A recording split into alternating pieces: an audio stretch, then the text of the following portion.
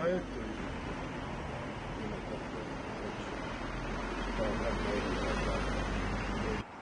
rođen sam u Vlasenici od 1992. godine, pa eto sve do danas živim u Živinicama. Zaposlen sam u MUP-u Tuzlanskog kantona. Što se tiče ukopa ove godine, eto moj otac nakon 25 godina pronađeno je njegovo tijelo u masovnoj grobnici u Kozluku kod Zvornika. Hvala Bogu da je pronađeno, da 25 godina smo ga tražili, ono što kažu, i nikakvih informacija imali nismo. Da bi eto sad se saznalo, nakon 25 godina pronađeno je kompletno tijelo.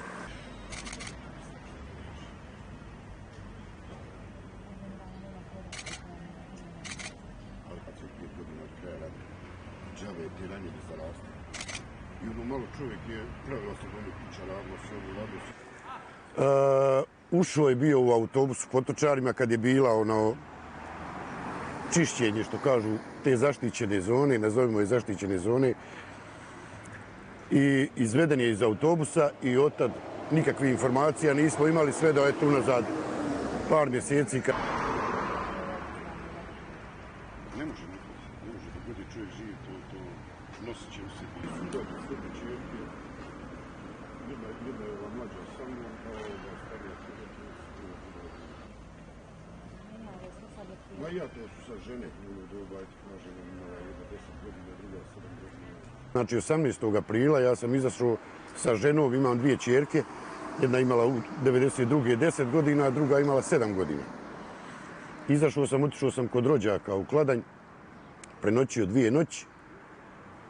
Treći dan zazvonio je telefon negdje ujutru rano, oko možda 5-6 sati, i saopšteno nam je da je ušla vojska u Vlasenicu, da vrši masovna hapšenja, odvođenja u logor i tako to.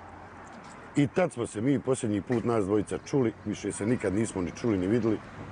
Eto, 25 godina, ni on nije mogao zamisliti da će to tako se desiti, da se nikad nećemo više sresti ni vidjeti.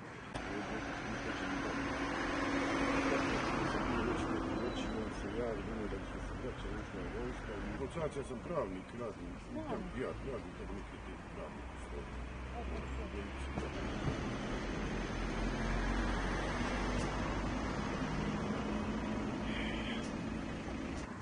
Mislim, sve se ono vratilo, sjećanje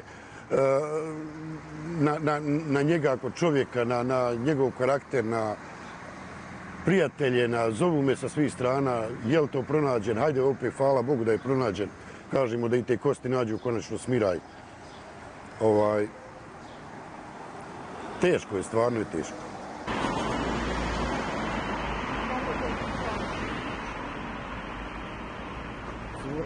Zvali su nam molili ako možete između 9 i 10 sati negdje, da nećemo dugo, nećemo vas mučiti, da malo, eto sam nije čovjek ovako jednostavno treba